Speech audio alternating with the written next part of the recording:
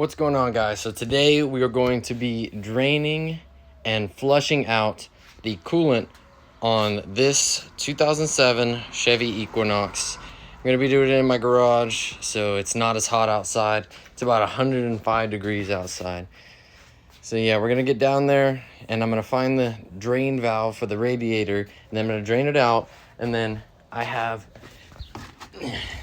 this radiator cleaner and super flush from Rizzling Hypercool.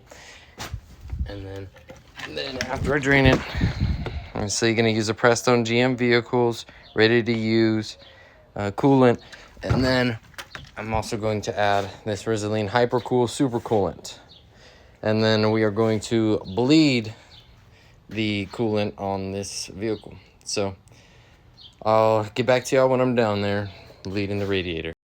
So guys, first thing you always got to do, because there's not very much room underneath this vehicle, you have to jack up the car. And sorry if you hear a lot of noise in the background, my fan is going off because like I said, it's really hot. So first thing you got to do, obviously tighten your jack.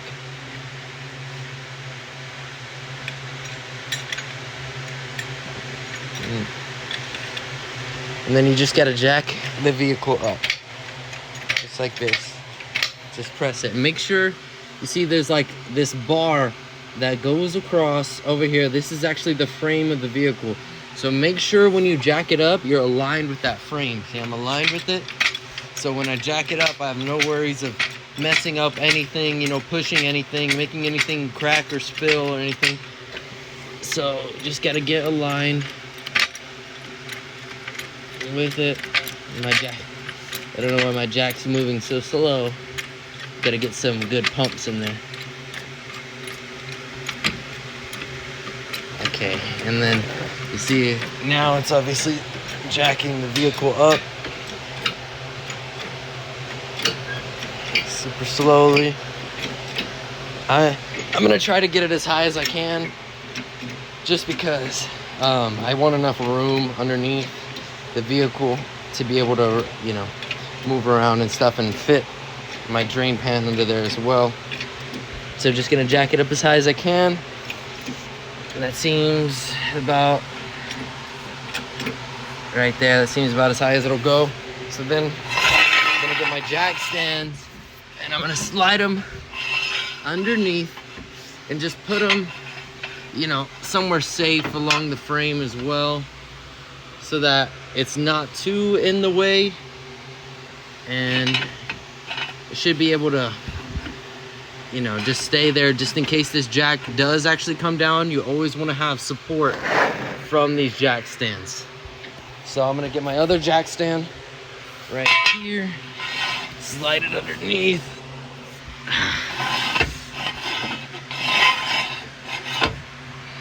And there we go. And then I'm going to find the radiator drain plug and show y'all guys where it is.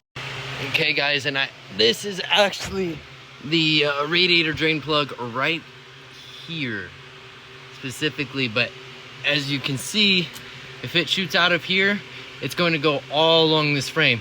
So what I'm going to do is I'm going to shape some tin foil to be able to go down into this drain pan right here. So I'll be back and I'm gonna set up this tin foil right here to go along into the drain pan.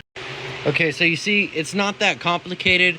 I really just put the tin foil around the drain valve and then kind of shaped it along the frame to go down here. So then I put my drain pan right under it, just like this, and it'll drip all down into my drain pan. So then I just gotta take this off and then go up here and then take this little knob next to this little drain valve off. So you don't want to put any tools or anything on it that'll strip it and break it, because you won't be able to put it back on. So you have to make sure to be very careful with it, because it is only plastic. It will break super easily, super brittly. So it's better just to do it with these pliers, but it's kind of hard to do it with one hand, so I'm gonna have to put the camera down to be able to do it. Okay guys, and then once you get it loose down here, you actually do need to take off this reservoir cap, and just like that, it'll start shooting down. And it only does it when you take off the reservoir cap, because the pressure built up in the system will keep the coolant still in there. But when you take off the reservoir cap, it releases that pressure and it starts shooting this out. And then you just want to drain it out all the way empty until it stops shooting out anymore. So now it is done. There is no more coolant coming out of this. You're actually gonna close this cap to so we can start filling it up with some water and the radiator flush and clean. So I'm gonna close this cap real quick. I'll be right back. Okay guys, and then after putting the drain cap back on, after draining out all the fluid, you're going to put in your purified drinking water into the coolant reservoir, and you're going to fill it up to about right there, a little bit above the fill line, but not too high up so it doesn't overboil when the pressure starts building up. And then we're going to put this cleaner and super flush in it. It should fill it up just a little bit more, and then we're going to run it for about 10 to 15 minutes so it cleans it out. And then that water will actually drop once the temperature gets to idling temperature, about 180 degrees. The thermostat will open. It'll start draining out some more of that coolant, and then we're gonna fill it up even more. Okay guys, so then you poured in your cleaner and super flush. Radiator cleaner and super flush should be about this high, you know, not too much, not too little, so it doesn't overflow and reach this overflow right here, and it doesn't it's not too low so that when it sucks it out, it drains it completely. Okay, so then after that, it says on the bottle to run the engine for about 10 to 15 minutes and then turn off the engine and allow to cool and drain system. So we're gonna go ahead and do that. We're gonna run the engine for about 10 to 15 minutes and apply more water if necessary. And then we're gonna go ahead, and then after that, I'm gonna drain the radiator. So let's go ahead and start the vehicle.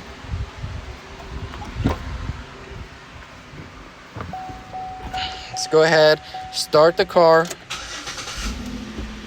And then after you start it, make sure to always keep an eye on this temperature gauge to make sure the engine isn't actually overheating, because water isn't as good as coolant, and you want to make sure the engine doesn't actually overheat. So then I'll be back in about 10 to 15 minutes, and just top it off as it goes down and down. Should go down a little bit once the thermostat opens up. And then just top it off, and we're gonna flush out the system right after about 10-15 minutes. In there, it's been about probably 13. I'm gonna go ahead and turn the vehicle all the way off, and then I'll come back in a minute. Once the vehicle's cooled down, it'll probably take about 2 to 4 hours to cool down completely. And then after that, I'm going to drain the coolant system again, and then I'm gonna fill it up back again with water, and then I'm gonna drain it out again. Okay guys, we're back again after 1.5 hours, maybe closer to 2 hours. And let's just turn it on just to see. Temperature's at a quarter. It should be low enough. I wouldn't burn myself. I won't burn myself with it. Okay, and now let's go down and let's check it out. Guys, I did forget to mention that after you drain the coolant out, make sure you dispose of the coolant legally. Call your city, see where you can dispose of the coolant, call around shops and stuff, see if you can dispose of the coolant with them, and make sure, because animals like dogs and cats, I have a lot of stray cats and dogs in my alleyways, and I do have a dog myself, so if they get a taste of this coolant, they think it's sweet and they'll drink it and they will get poisoned. So make sure to dispose of it legally in a safe environment. Okay, so we're back under again. Put a new piece of tin foil. I don't know if you can really see. It goes around the valve, so it'll drip back in here again, and we're just gonna drain out all this water and flush that we put in, and I'll show you guys. I'll get a bottle and I'll show you guys what it actually looks like and how it is. And okay, so then after taking off the valve, remember, come back up here, take off the coolant reservoir cap so it loosens that up, and be very careful when it's coming out of the radiator, because it still could be a little warm. Okay, so now there you go. See, again, it's all draining out here, and I'll catch some in a bottle and I'll show y'all how dirty it really is. I actually collected a sample of after the flush. Obviously still has some coolant in it from the engine that was flushed out, and this is what my coolant is supposed to look like. And note that this is 50% water. This is when I filled it up with water. This is water and a little bit of that extra coolant. So all of this is actually really dirt. It's supposed to be a lighter version of this. So this is what it was, and this is what it is going to be. Wow, if you really look at the difference, that is really deep brown colored, and look at that bright red orange color. That's crazy. And it's still draining out just a little bit, very slowly. So I'm gonna let that finish draining out. Okay guys, so there is no more coming out of here. It's completely empty. So I'm gonna go ahead and I'm gonna refill that jug of water I had with just the hose. And I'm gonna go ahead and pour that in the coolant reservoir and just continue flushing it out. Okay guys, so here we are. I'm just gonna pour the water in here. This is just hose water. I just refilled it with the hose.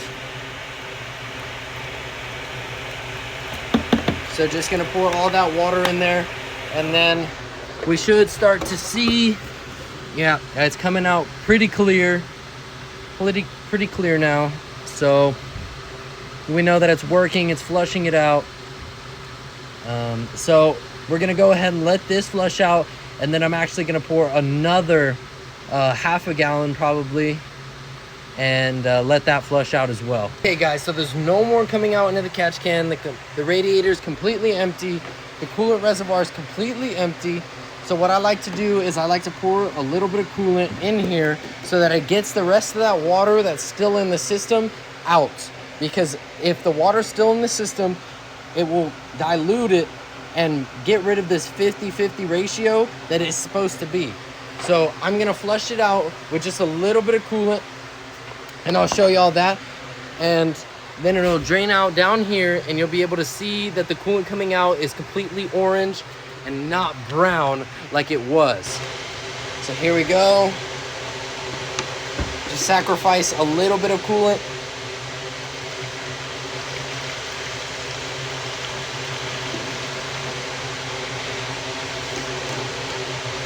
Okay, and then I'll be able to look down here and see all that water that's coming out now. It's because there was water still in the system. And I'm telling you, it's important to flush that water out so it doesn't dilute out the coolant. You see, now it's just straight water still, even though I just poured antifreeze in there. So I'm gonna let that drain a little bit. I'm gonna sacrifice just a little bit of more antifreeze. Okay guys, so you see that it fully finished up. I closed off the radiator cap, and you can see that it dripped out completely orange. So I flushed out that water completely. Okay, so now I'm just gonna put some coolant in the coolant reservoir.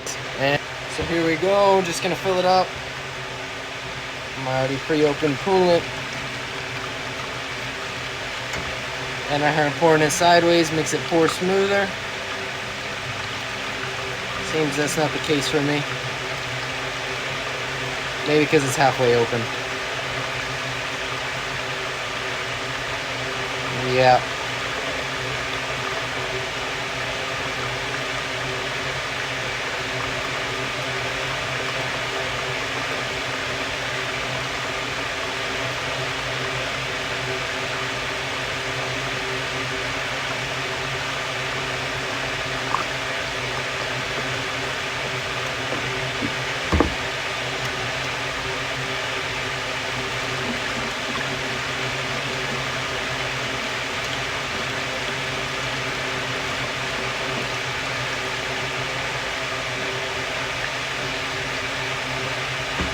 Okay, then you start to see the coolant coming up to that, past that coolant line, and we're just gonna check underneath just to make sure there are no leaks or anything and everything looks perfect.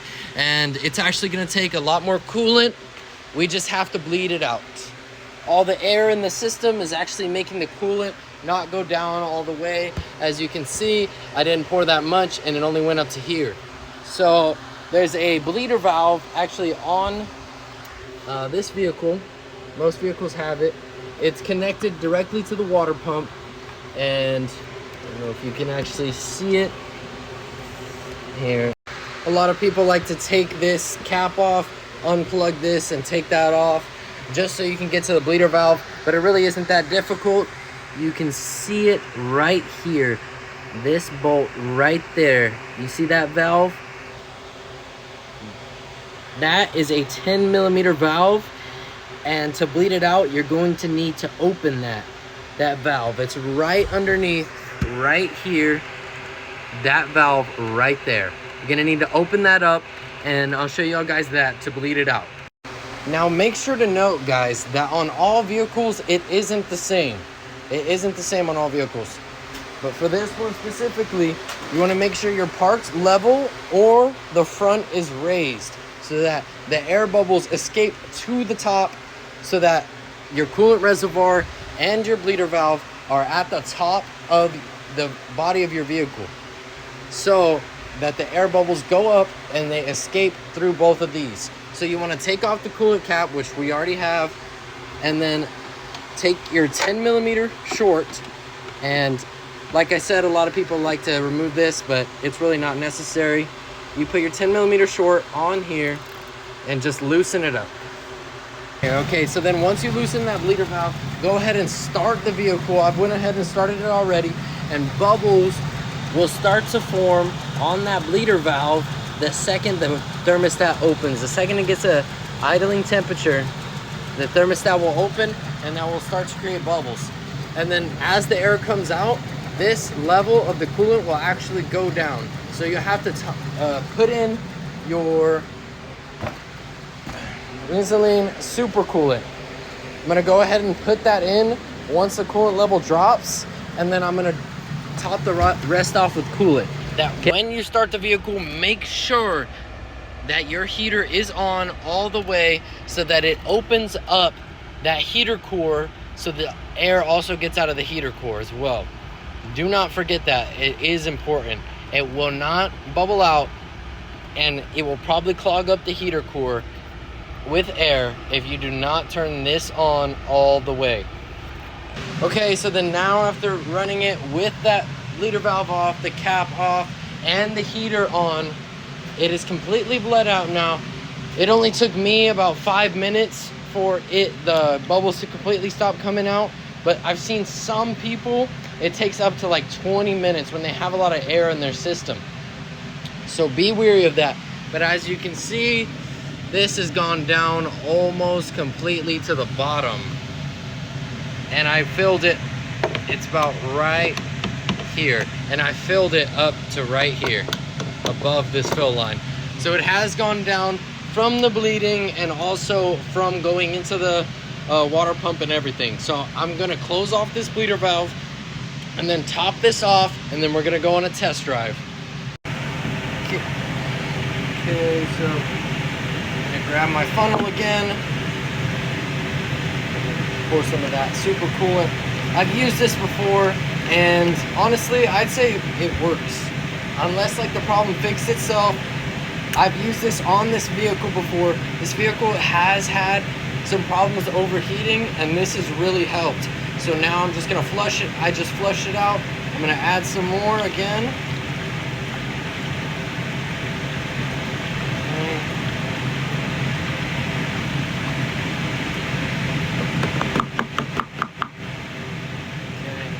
And then sometimes, just to get all of it, I like to add a little bit of coolant in here, slosh it around a little bit, and then you know that you've got all of it out.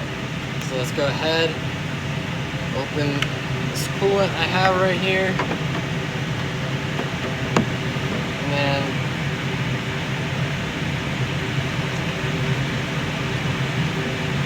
pour a little bit of coolant in here.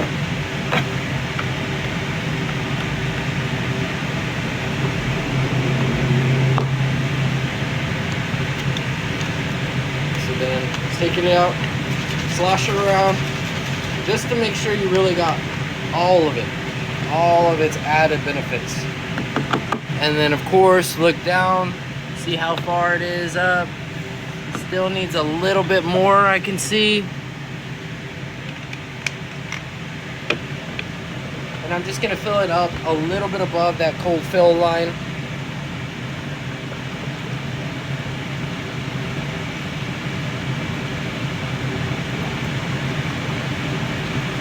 Super slowly.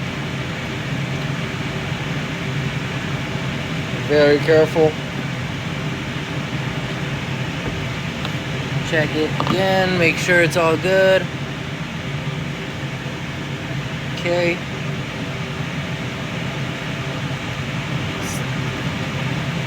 There we go. Okay. And then as you can see, right here, it has been filled up. You can kind of see it just a little bit above this cold fill line. So then that's when you know it's good. You're gonna go ahead, put the cap back on, put that pressure back on, and then you're gonna go on a little test drive and you're gonna see if the coolant went down any. You're gonna refill it, and we're gonna see if it overheats as well. Okay, so now that we're all done, I'm gonna go ahead, pull these jack stands out, jack it up just a little bit more, just so I can pull them out. And then we're gonna go ahead and make sure everything's out of the way. There's nothing underneath the vehicle. And we're gonna go ahead, take this out. These jacks work like this. You just put it on here, twist it, and it drops. Okay, and then you release all the pressure. It goes all the way down. Okay, now we're just gonna pull this jack out.